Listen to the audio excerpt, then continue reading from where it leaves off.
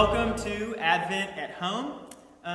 In these videos and for these video devotions, we are going to concentrate on the Old Testament readings in the daily lectionary. You can see those in the PDF that goes out into your email inbox.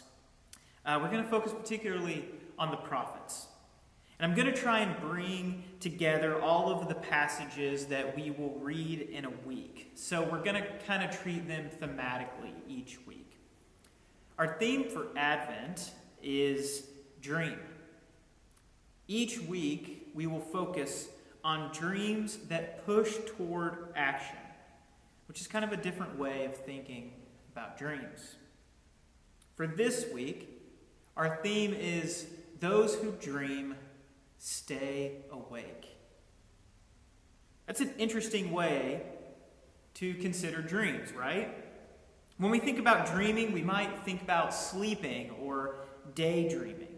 We might think about how dreams help us escape reality. When we sleep, our dreams are usually pretty weird. Like people are together in our dreams who in real life would never find themselves with one another.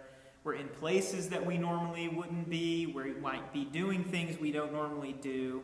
Or if you're me, you might have recurring dreams of just falling infinitely. Even daydreaming is a way to escape a situation in which you find yourself. For me, that was usually being in school. The teacher is saying something, but I am off somewhere else.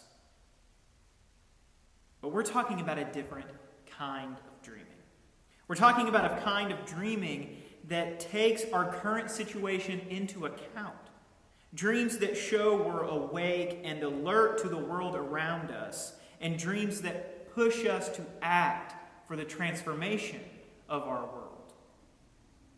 That's the kind of dreams that the prophets are dreaming this week in our readings. Take, for example, the prophet Micah. You read on Monday and Tuesday. He has these beautiful dreams of the nations coming in droves to Zion, the mountain of God, to worship the God of Israel. He dreams of freedom and liberation, equitable judgments, and peace. All the nations will come before God and beat their swords into plowshares and their spears into pruning hooks. Micah dreams of the lame being a remnant of Israel. And all of those who have been scattered away are brought back home. And then Micah says in verse 11, "Now many nations are assembled against you." Now many nations are assembled against you. Micah talks about the destruction of Zion, the nations plotting against the people, and exile in Babylon, living under the rule of another king, another place, another God. He talks about their defeat. But the key is that he places reality alongside dreams of God's restoration. He keeps an eye on their reality and an eye on God's dream for the people. And again, those dreams are dreams of restoration, reconciliation, peace, equality, righteousness, and justice. So Micah's dreams speak specifically to his current situation, the situation that he finds himself in, and the situation of his people. They are not detached from the ground. Micah's dreams are on the ground. They're not like I was talking about when I'm in school, where my head's off in the clouds somewhere. Where there is destruction, Micah dreams of restoration.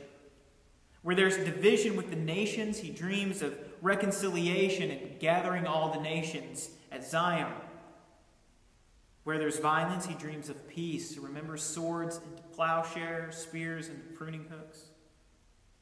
Where there's injustice and unrighteousness and inequality for the poor, lame, and oppressed, Micah dreams of their opposite.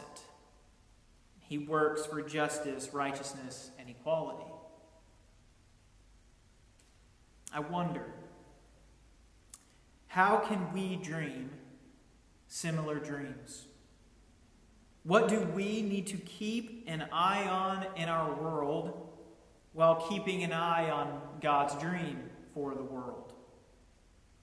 What in our community, what in our lives, what in our church needs restoration, reconciliation, peace, equality, righteousness, justice?